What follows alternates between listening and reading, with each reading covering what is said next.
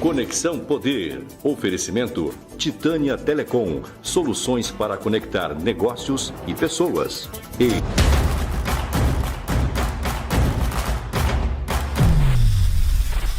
Olá, o Conexão Poder está no ar. Estamos recebendo essas duas feras, Onofre Ribeiro e João Edson, grandes parceiros do Conexão Poder, grandes parceiros do jornalismo, das análises políticas aqui de Mato Grosso, que todo mundo acompanha. E muito bom poder receber vocês aqui hoje para a gente bater um papo sobre esse momento político que nós estamos vivendo tão diferenciado, né? Muita gente tem chamado isso do terceiro turno. E aí, é o terceiro turno, João Edson e Onofre? Olha, eu considero que não. Minha cabeça é matemática. Como foi a eleição? Vou pegar aqui e vou arredondar os números. O Bolsonaro teve 58 milhões de votos. O Lula teve 60 milhões de votos. Aqui em Mato Grosso, o Bolsonaro teve 1.100.000 votos, né? Quantos foram para a rua? Quantos estão nesse? É um número insignificante. Outra coisa, para ser um movimento, tem que ser um movimento popular. Esse não é um movimento popular. Esse é um movimento que tem cor. Você olha as imagens, as fotos, são branquinhos, todos branquinhos. São todos que têm conta bancária, têm identidade, tem uma série de coisas. E tem atividades muito similares. É uma faixa da sociedade, né? E outra coisa, tem idade. Nós podemos comparar todas as revoluções do mundo, todos os movimentos, podemos pegar o nosso aqui. Pega uma foto do movimento das diretas já, para ver a idade das pessoas. A média da idade das pessoas era 20 anos, 22 anos, 23 anos. Pega os caras pintadas. A média era 20, 21 anos. Pega o movimento que derrubou a Dilma. A média de idade, ali estava a família já vestida de verde e amarelo, mas a média de idade era baixa. Pega a foto, é quase um baile da terceira idade. E lá no meio algumas pessoas. Então, assim, esse movimento, ele diz muita coisa, mas diz muita coisa mesmo. Ele não pode ser desconsiderado, nem desrespeitado. Sim, claro, de forma alguma.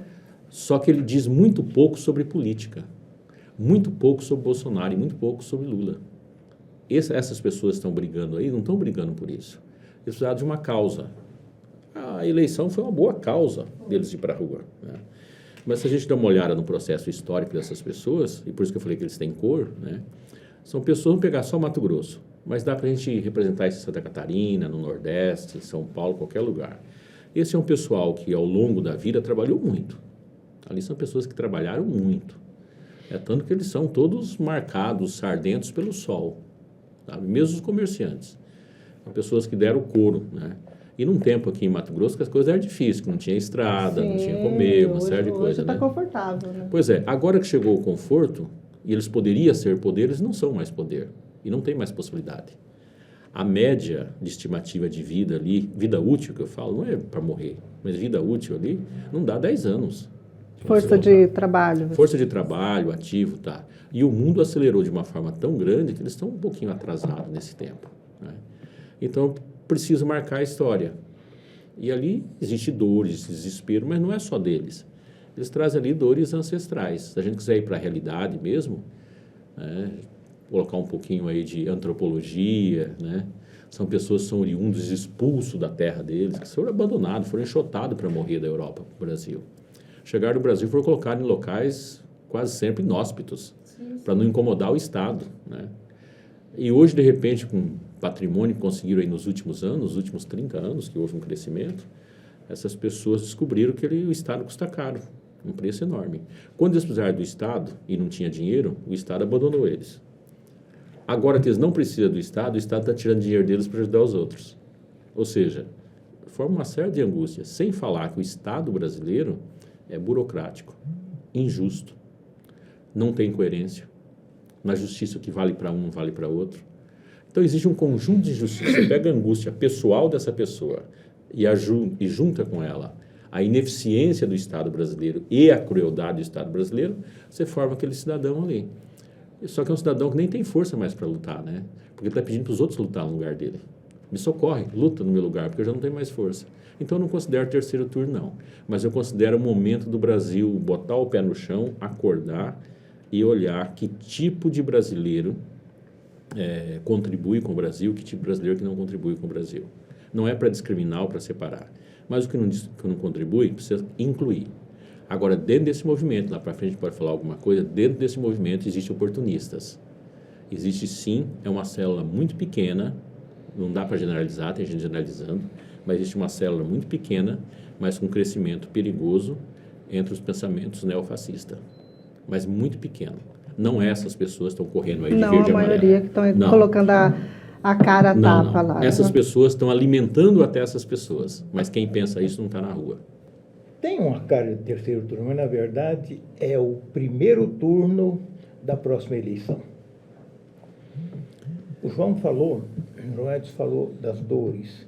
Nós somos um povo que guarda muitas dores, desde sempre. Desde quando os portugueses colocaram o pé aqui em 1500.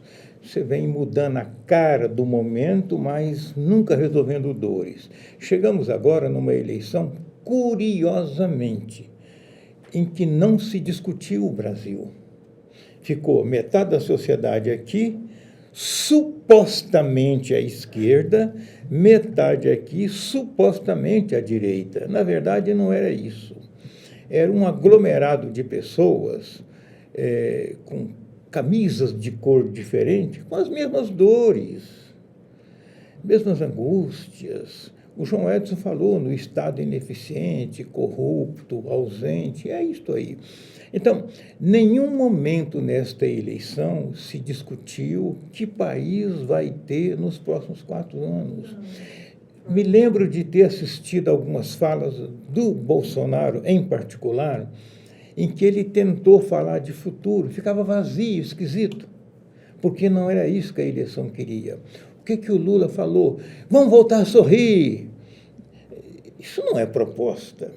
É porque eu não estou dizendo que está certo e nem que está errado. Não é isso que as pessoas queriam ouvir. Sabe por que elas não queriam ouvir? Porque elas estavam tão ansiosas, divididas em duas correntes, numa polarização que não é política, sabe? Frustrações com cores diferentes. O Brasil hoje é uma bomba ambulante, gente. É um movimento que está fora do controle do Lula, está fora do controle do Bolsonaro, o João Edson lembrou bem. No primeiro momento, pode ser, eu não vou nem afirmar, pode ser que no primeiro momento os caminhoneiros foram para a rua orientados pela linha bolsonarista. Hoje não mais. Não é. Eles estão lá porque eles estão expondo publicamente dores. O João explicou muito bem. Então, esse pessoal... eles não estão olhando para o futuro, eles estão olhando muito para o passado.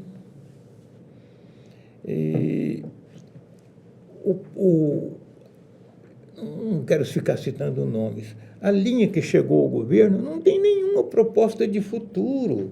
É a proposta do passado aplicada ao futuro. Tem nada mais atrasado do que o dia de ontem. Eu aprendi em jornalismo que nada é mais velho do que o jornal de ontem. E não dá para começar ontem. Não dá para começar ontem. Então, a linha que ganhou o governo está completamente amarrada no ontem. A linha que perdeu também. E nós estamos na frente. Nós estamos olhando. Você tem filho, eu tenho netos, o João Edson tem filho e tem neto. Nós estamos olhando para frente. Então, por que é o primeiro turno da próxima eleição? Porque nesta eleição, que é a segunda mais importante no mundo, não se discutiu o amanhã. E o país, não é porque o país está resolvido, está até aqui de conflitos. Nós temos desigualdades sociais. Foi só um bate-boca, né? Não teve discutimos bate-boca de um contra o outro contra um.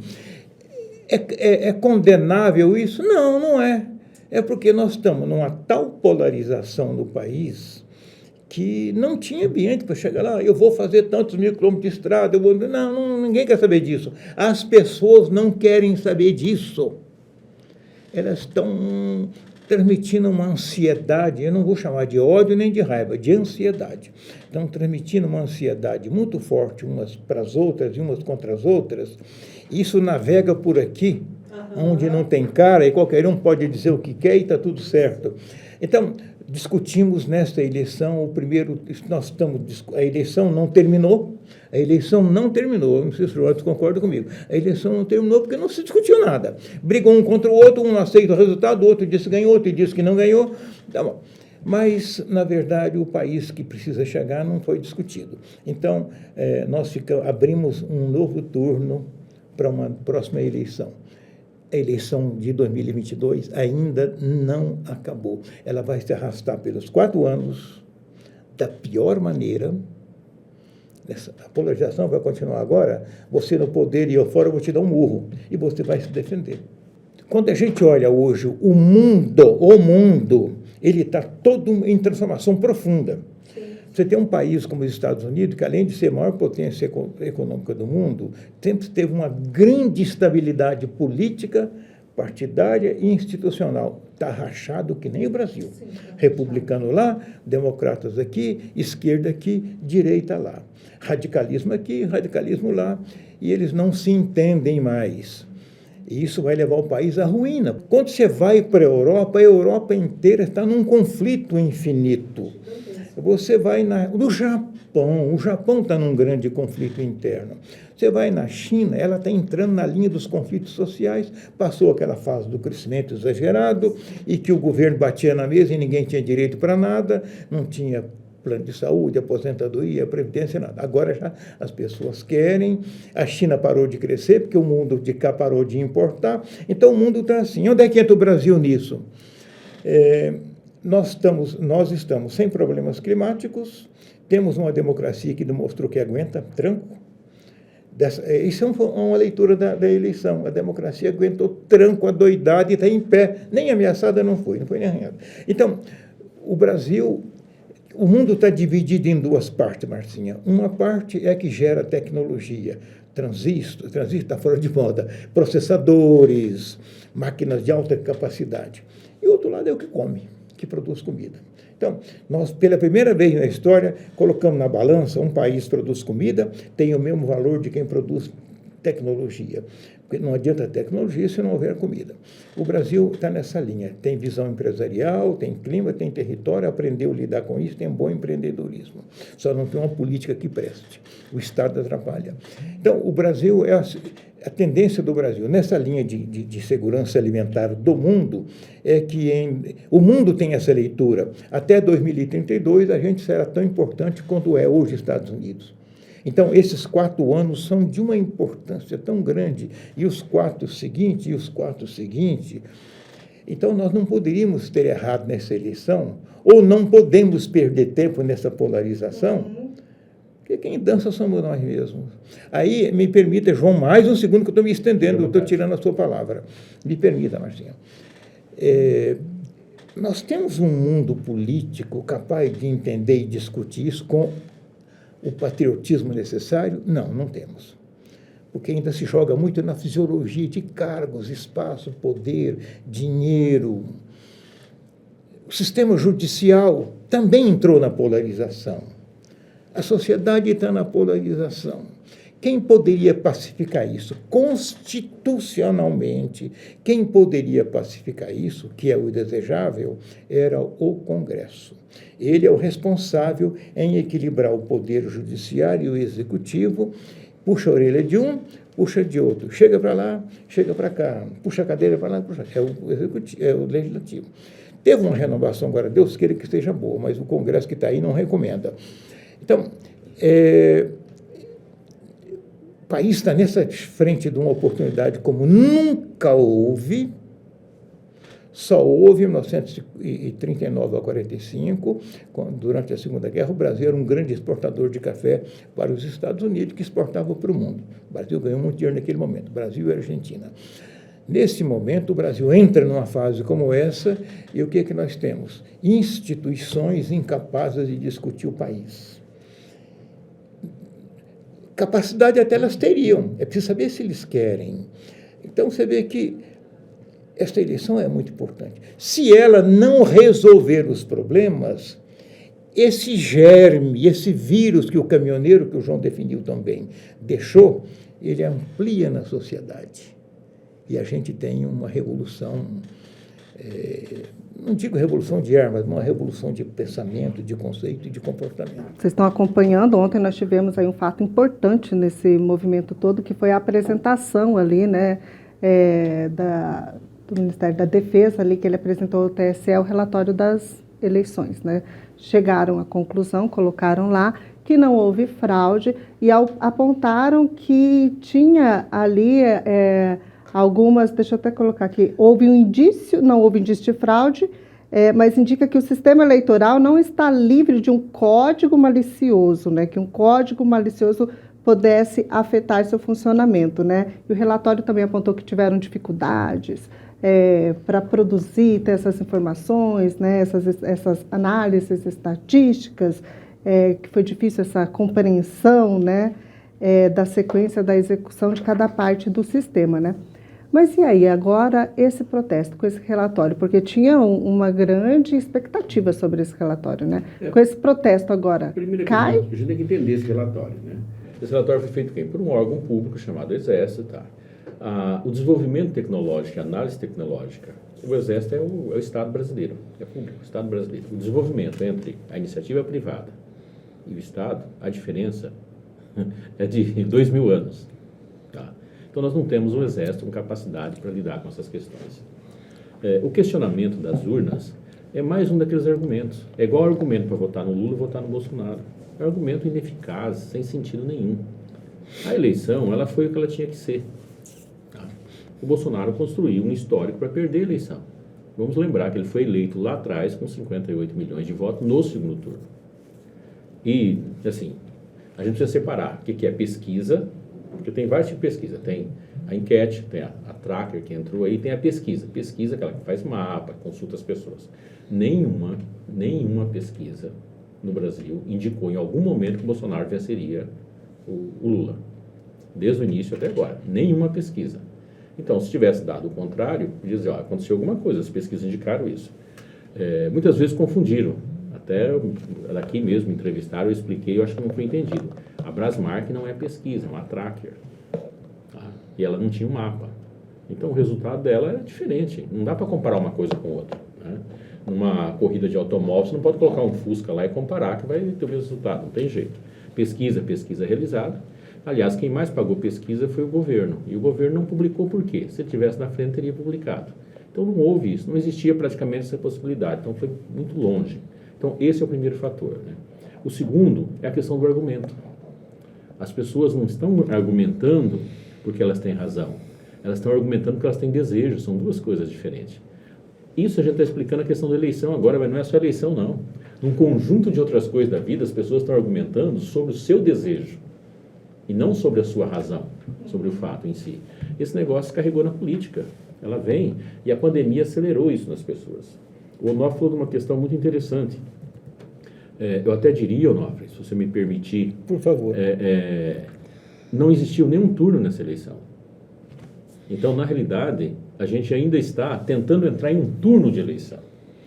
Não há esperança de que o Lula, que foi presidente em 2002, por mais que ele modificar a equipe, trazer um conjunto de coisas, ele venha trazer para o Brasil uma novidade que vai unificar o país. Por mais que vai falar de unificação, de uma série de coisas, podemos até comparar com o Joe Biden nos Estados Unidos. Ele não estava, ele foi vice-presidente, mas não foi presidente, ele não estava nas outras eleições. Ele conseguiu unificar os Estados Unidos? Não. De forma nenhuma. Continua polarizado. Não será alguém que foi presidente 2 vezes lá no início do século, por 8 anos e mais uma quantidade, que vai conseguir unificar agora. Agora, se a gente entender esses mecanismos, a gente vai compreender o seguinte, escuta, o lulismo, como que ele se construiu? Aí a gente tem que voltar lá atrás. Quando nós começamos a abertura política, o Lula era um líder sindical, mas não era essa liderança toda. Os líderes eram outros, nem lembro o nome dele, tinha um Zezão, Luizão, um negócio assim. Tinha o Joaquinzão. Joaquinzão, né? Tinha E outro. o Vicentinho. Vicentinho, era outros grupos. Esse pessoal ficou, depois o Lula terminou assumindo isso. Essa é uma corrente esquerda que se organizou. Mas não é uma esquerda comunista, uma esquerda que coloca lá. É uma esquerda muito mais absolvedora do Estado, do que alguém que vai tolir liberdade, religião, esse tipo de coisa. É meio esquerda caviar, né? Exatamente. Meio caviar. Isso. Que gosta do bom vinho, do bom terno. Então não é aquela... Não é aquela esquerda do coturno, sabe? Daqueles negócios, assim, estilo Cuba, estilo União Soviética, bolchevique. Ah, mas lá dentro tem alguns. Isso é verdade. Tem alguns, né? E a direita não se organizou. Mas o Brasil não é um país de esquerda. E a direita não se organizou. A direita ela andou batendo cabeça aí durante muito tempo, né? O que aconteceu com o Jair Bolsonaro? Para entender, o Jair Bolsonaro é alguém que não é nem de esquerda nem de direita. É um senhor que deve ter ali uns 12, 13, 14 anos de idade cerebral, né? Mas ele abriu uma janela para todas as outras possibilidades. E surgiu dentro disso uma organização de direita, que não é bolsonarista. Essa direita organizada, que vai fazer contraponto... Aproveitou a janela aberta, né? Exatamente, ela se organizou. Se a gente for apontar hoje, já começa a achar alguns líderes interessantes nisso. Sim, já começa a achar o Jorginho em Santa Catarina. Você começa a achar o Tarcísio em São Paulo. Você verifica o Mourão fazendo um discurso muito diferente daquilo que foi trilhado por ali. Então, você começa a enxergar uma... Deixa eu acrescentar dois nomes. Sim. O Zema em Minas e o Mauro Mendes em Mato Grosso. O Mauro, sempre apontei, gente, o Mauro é um nome aí... Muito bem colocado, Onofre. O Zema fazendo um trabalho muito diferenciado em Minas, conseguindo uma série de coisas. Ou seja, dá uma olhada no que está surgindo nessa organização. Quando a gente fala assim, nós temos muito partido, a gente tinha muito partido que não tem ideia de que é direita ou de esquerda. O que surgiu agora é uma ideia de Brasil. Nós começamos a construir uma identidade. Sim. Porque se a gente pegar a eleição, vamos lá, essa eleição, o Lula teve 60 milhões de votos. Quantas pessoas votaram no Lula?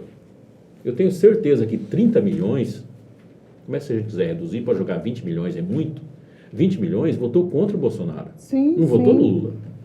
Se você pegar os votos do Bolsonaro, quantos milhões votou no Bolsonaro, dos 58? Pode jogar lá uns 20 também, que votou contra o Lula. Os anti-PT, anti-Lula, anti-Lula, um punhado de coisa, mas não é Bolsonaro. Então, o Onofre foi feliz quando diz assim, não discutiu o Brasil, não discutiu nem Brasil, nem discutiu o lado. Só que possibilitou enxergar de que lado as pessoas estão. Ela se tornou visível. Eu não posso dizer hoje que o eleitor, 60 milhões que votou no Lula, é de esquerda. Não posso afirmar isso. Eu vou voltar na velha afirmação. Nós temos 22, é uma conta mais ou menos mundial isso. Nós temos 22% da população brasileira, do eleitorado brasileiro que é de esquerda. Nós temos 22% da população brasileira, do eleitorado brasileiro que é de direita. Só que elas não estavam organizadas, elas começam a se organizar para isso. Por mais que eles polarizem, o país é maior do que ele, maior do que pessoas. Quando você tira esses dois sujeitos do sistema político, e os dois, o Bolsonaro sofreu um revés, não tem capacidade de recuperação, por ele próprio, e o Lula tem limitação de tempo. Ele está com validade e vencendo. Líderes centralizadores, que produzem conflito para poder se manter vivo. Aí entra essa geração nova, que é uma geração antenada com o mundo novo. Então, aí começa o primeiro turno da próxima eleição também por isso. Tem uma imagem fantástica, que acho que não é daqui de Mato Grosso, um senhor gordinho, branquinho, na frente do quartel, com a bandeira, marchando, né? Ele na guerra ia servir para quê, meu Deus do céu? Na revolução ia servir para quê? Então, aquilo que está demonstrando ali, ele é um símbolo dessa dor, dessa angústia. Né? Do cara que ralou, que hoje não tem mais... É tanto que dá de noite, tem que correr para casa para tomar o remédio da pressão. Esse cara não pode fazer revolução contra ninguém, contra nada. Quem faz revolução, você não transfere a força. Você não chama alguém para brigar por você. Você briga e leva as pessoas juntos, né? Uhum. Então, esse Brasil inteiro, com todas essas dores, com esse conflito, e aí com uma coisa importante, Onofre, com a juventude, não tem nada a ver com isso vindo aí. E agora, tinha uma expectativa grande aí com relação a esse relatório que apontou, olha, não houve fraude, há um certo risco, tal, mas não houve fraude. Vocês acham que esse movimento termina ou esse movimento continua? Ele não é um movimento de dor, o relatório, é um movimento de... Não há apaga a dor. Muda de motivo, né? Vai continuar. Nós vamos, na construção desse próximo turno, nós vamos estar sempre brigando por alguma coisa. Amanhã ou depois o Lula aumenta o imposto sobre o combustível. Então o movimento continua de outra forma. Ele vai ter muitas caras enquanto não for se desenhando um país que não é o país do velhinho que o João Edson acabou de falar, que está lá no caminhão, lá no bloqueio, não. É do filho e do neto dele. O filho e o neto desse caminhoneiro, o meu filho, o meu neto, ele não quer saber dessas conversas. Ele olha para frente. E o para frente dele, ele ignora, Márcia. Você sabe disso, que você está aqui no programa de TV e lida com muita gente. A juventude ignora o que passou. Eles olham exclusivamente para frente. Então, esses movimentos, eles estão abrindo uma janela na sociedade para discutir, coisa que nós nunca fizemos. Então, esse é um bom saldo da eleição. Eu vim de Brasília no dia 2, finados. Eu fui a Brasília e vim de carro. E vim à noite, passei em Primavera, passei em Campo Verde, passei em Goiânia, passei no interior todo. E tinha gente ali, muita gente de todas as idades. Mas eles estão ali por um motivo difuso. Esperar o relatório que vai mostrar a fraude e tal. Aí o relatório, que é que é uma bosta, não trouxe nada e não devia nem ter sido feito e tal. Aí vem o relatório, diz que não, aí não teve fraude, então os caras estão na rua, e agora vamos fazer o quê? Não, vamos brigar agora pelo preço do óleo diesel. Depois é pelo preço do gás de cozinha, pelo preço da energia elétrica. O país está em ebulição. Esta ebulição é como tudo na vida. É bom, mas é ruim, mas é bom. Mas eu acho que é melhor do que bom, e melhor do que ruim, porque nós estamos aprendendo a usar a expressão do João, estão aprendendo a discutir. Eu fico imaginando, João, que cara vai ter a próxima eleição. Agora, sim, os radicais vai ter? Vai. Você dá uma olhada para Carla Zambelli. Quem que é a Carla Zambelli? É a Maria do Rosário, do Lula, do outro lado. Sabe? É verdade. Sempre vai ter essas são coisas. São, né? Você dá uma olhada, o Roberto Jefferson, quem que é? É o Zé Rainha do outro lado. O Medeiros até chegou a comentar de coice de... Perguntei da Carla Zambelli, ele até comentou, mas é de coice de burro e pedrada de louco, ninguém está livre. Bem definido. Você dá uma olhada no espelho também, né? Deu uma boa definida ali. Então, assim, o mundo, a gente muitas vezes acha que manda nele, mas a gente não manda nele. As pessoas a gente acha que manda. Porque eu vou pegar aí, questão da urna. Quantas pessoas realmente acham que houve fraude? Só os tios do pavê, que fica no WhatsApp. Qualquer pessoa que tem um mínimo de discernimento, lógico, vamos colocar uma lógica. Poxa, não pode eleger esse pessoal. Não pode, então como é que deixar eleger o filho do Bolsonaro? Como é que eleger a maioria do Congresso de direita? Intervenção federal, então, é algo fora de cogitação. Isso não vai ocorrer. Não tem. Isso é paranoia. É paranoia. É loucura. Isso é paranoia. Imagina o seguinte, se eu consigo fraudar a urna, eu tinha intenção de fraudar a urna, por que eu ia deixar o Tarcísio ganhar em São Paulo? Sim. Por que eu ia deixar o Jorginho ganhar lá? Por que eu ia deixar o Medeiros ganhar aqui? Sabe? Agora, assim, a loucura é tão grande que eu estou vendo gente eleita pedindo intervenção. Se pedir intervenção, eles perdem o mandato. Primeira questão de intervenção, tirar o mandato de todo mundo. Sim, aí teria que ter uma nova eleição para todos. Mas eles querem intervenção? Né? Eles querem intervenção? Não, eles sabem que não vai ter intervenção. Eles pedem simplesmente para colocar palavras na boca do povo que quer votar neles. Dizer, olha, o cara lutando por mim, uma série de coisas, tá. Parece aquele cara que começa a gritar, né? Tá bravo aí, vem brigar comigo, né? Quando o cara passa a cerca, ele fala assim, gente, ninguém vai me ajudar, pô? Que isso? Tô aqui dando uma força. Né? Então, assim, existe muito aproveitador nessa história. A esquerda sabe fazer isso de uma forma um pouquinho mais, como que eu vou dizer? Ela é um pouquinho mais discreta para o público quando ela faz isso, ela faz mais interno. A direita não sabe lidar com isso. Ela faz de uma forma tão escrachada que ela entra no ridículo muito fácil. Né? Mas, paralelo a essas duas coisas, existe um Brasil trabalhando. Enquanto tinha gente buzinando, andando para o lado do outro, caminhão, pisando. E outra coisa, estava andando de caminhão porque não é para tirar a safra. Se fosse para tirar a safra, estava tirando a safra, não estava aqui. Né? Outra coisa, o caminhoneiro. Se não fosse o caminhoneiro. Maior respeito pelo caminhoneiro que fez, ajudou muito o Brasil. O caminhoneiro é a peça mais barata e com menor tecnologia que existe no caminhão. Tá? Esses caminhões, não vai demorar muitos anos, talvez a gente não vai ver, né, Gordo? Mas daqui a tempo não vai ter motorista. Porque a maquinária agrícola já tem maquinária que não tem piloto, não tem motorista. Tá?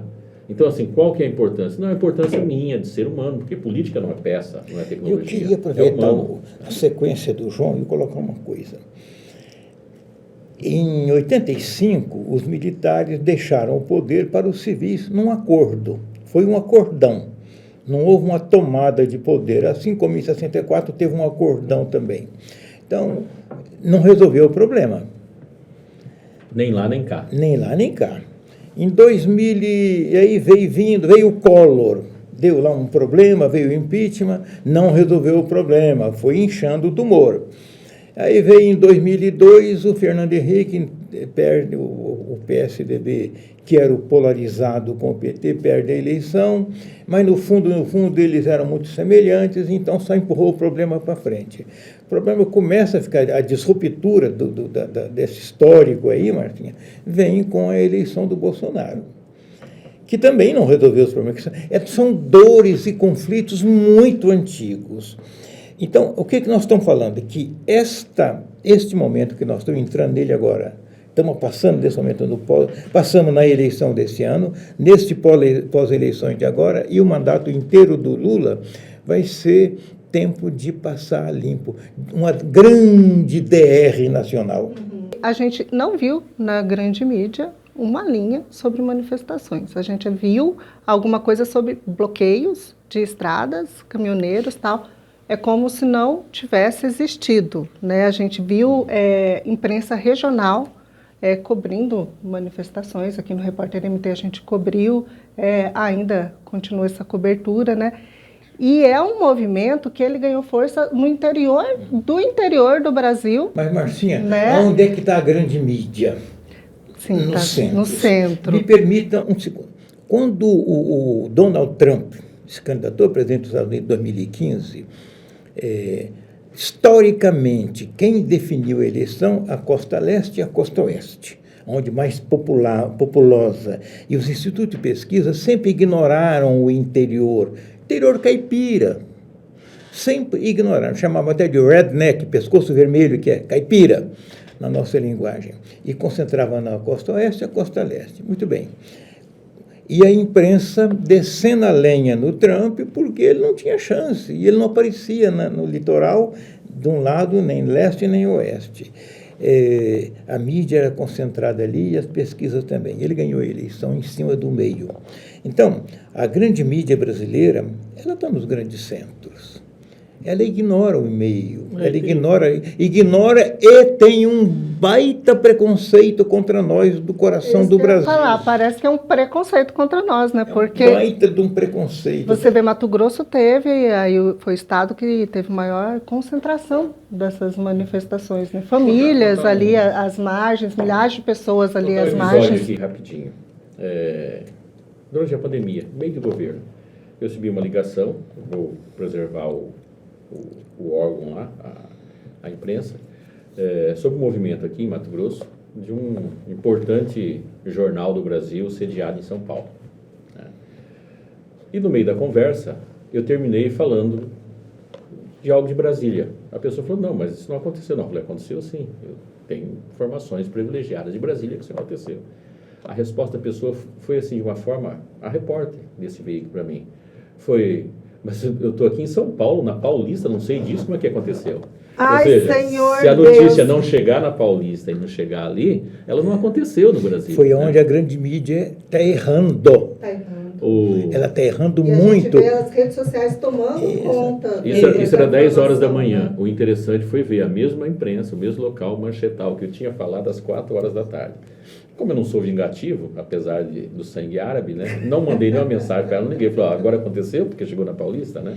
Devia ter mandado. Deixa eu te aproveitar que o João colocou um negócio que dá para puxar uma outra vertente que eu acho muito importante. Até 10 anos atrás, que é ontem, o Brasil era o Brasil do litoral, e algumas regiões do Sudeste e do Sul, Rio Grande do Sul, Paraná, parte de Minas, parte de São Paulo, que estava o grande poder. Era o poder urbano, O poder político nacional era urbano, grande centro.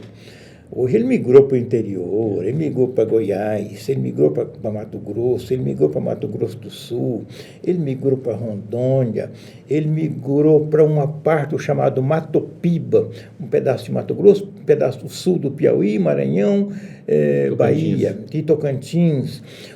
Hoje o interior do Brasil, hoje é o chamado Brasil profundo, somos nós. É aqui que está saindo o PIB brasileiro. Mas o litoral não aceita isso. O litoral, o Sudeste, acha que não, aqui nós temos um edifício de não sei quantos andares, mas aqui você tem uma caminhonete de 400 mil reais por metro quadrado. Então o cara mora lá, o cara trabalha no escritório em São Paulo, na Paulista, sofre pra caramba para chegar, pega ônibus, metrô às 4 da manhã e tal, e chega lá, mora num apartamentozinho de 35 metros quadrados. Aí você tem uma caminhonete Ram, da Dodge, que é a mais cara.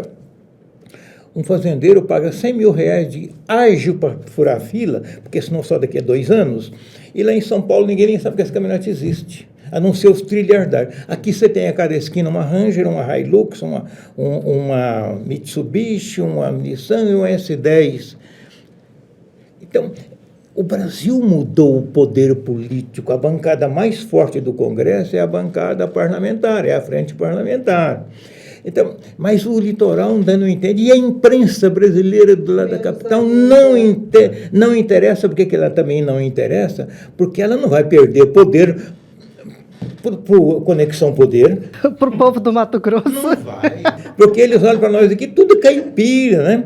Você vê que o Mauro Mendes até comentou logo após a eleição do Lula, né? Todo mundo questionando, mas e aí, como é que fica, né, economicamente e tal? Ele falou, Mato Grosso tem condições de andar com as próprias pernas. Faz muito tempo Eu achei essa frase do Mauro... Eu adorei essa frase. Ótima, né? Ganhe quem ganhar, eles precisam de nós mais do que eles. Só para lembrar aqui para o nosso telespectador, Mato Grosso é um dos poucos estados que manda mais recursos para o governo federal do que recebe.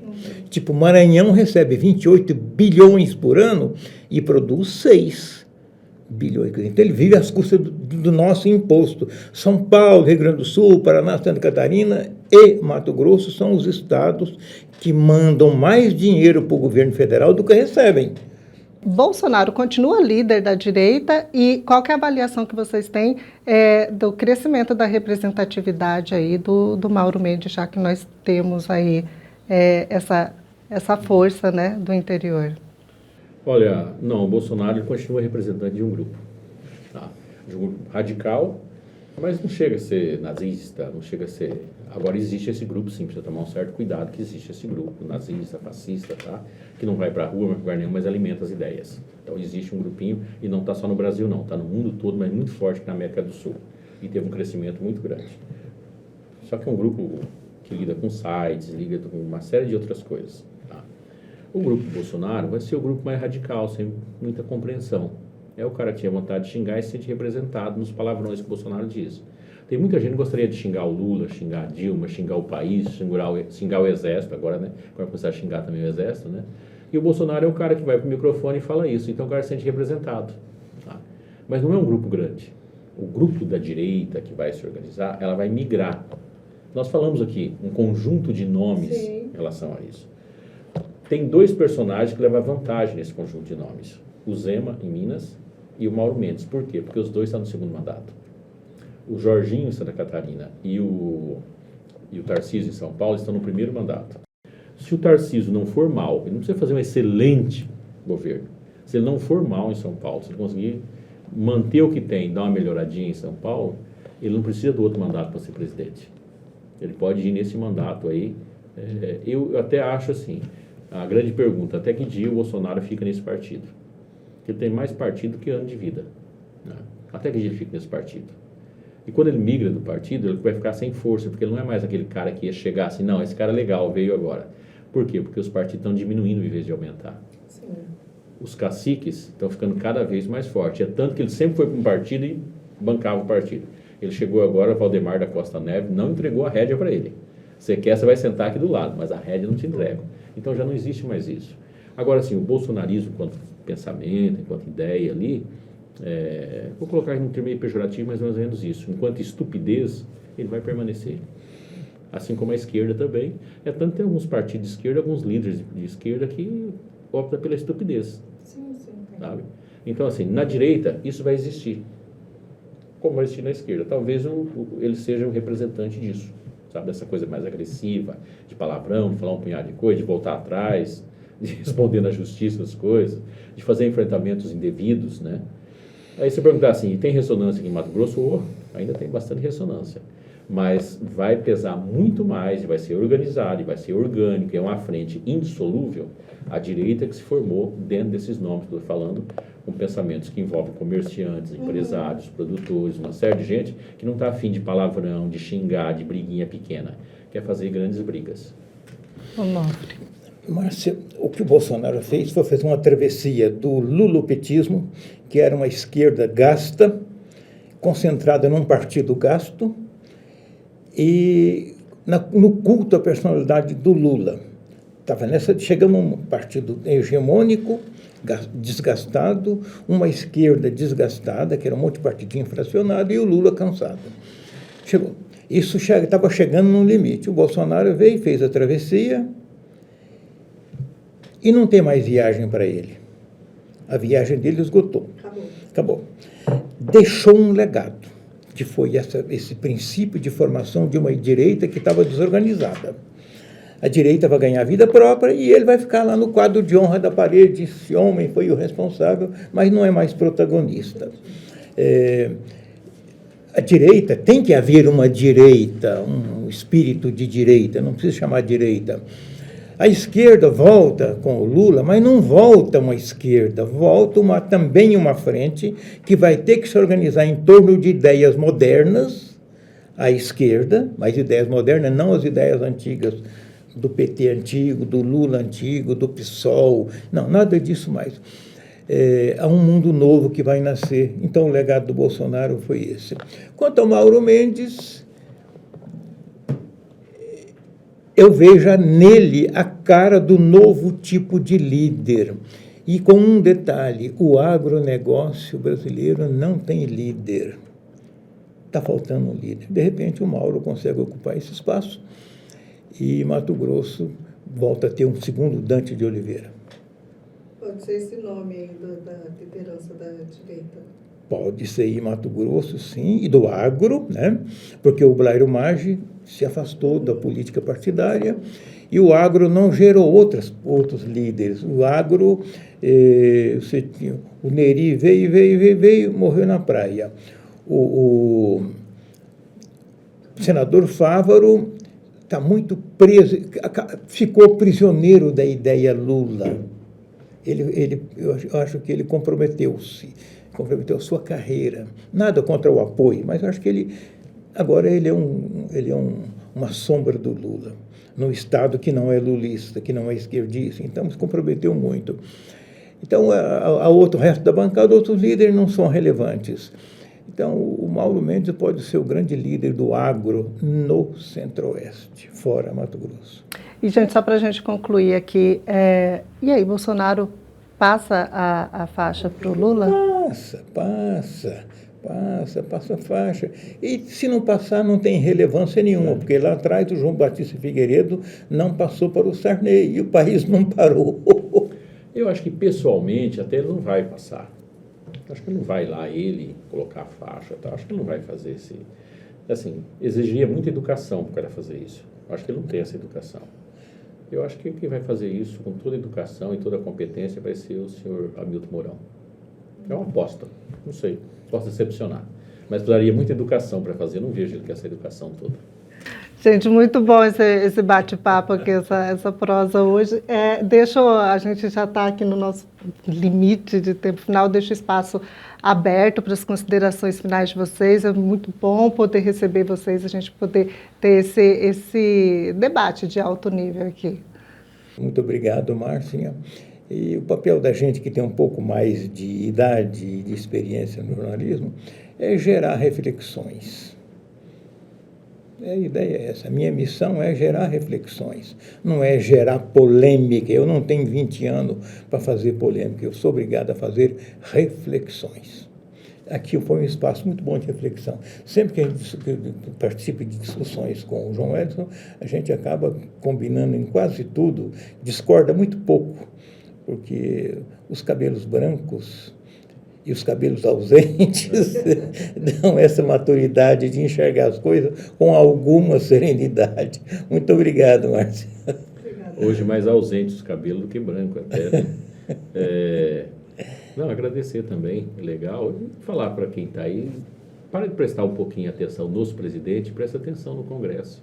É lá que a coisa acontece. Tá? Tudo que você ansia, tudo que você gosta, tudo que você queria que acontecesse, ele é construído primeiro no Congresso, para depois ser executado. Então, quem está legislando?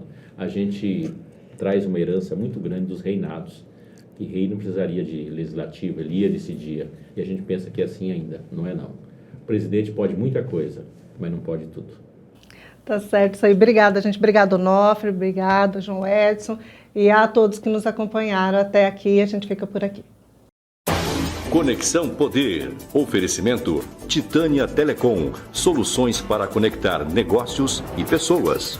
E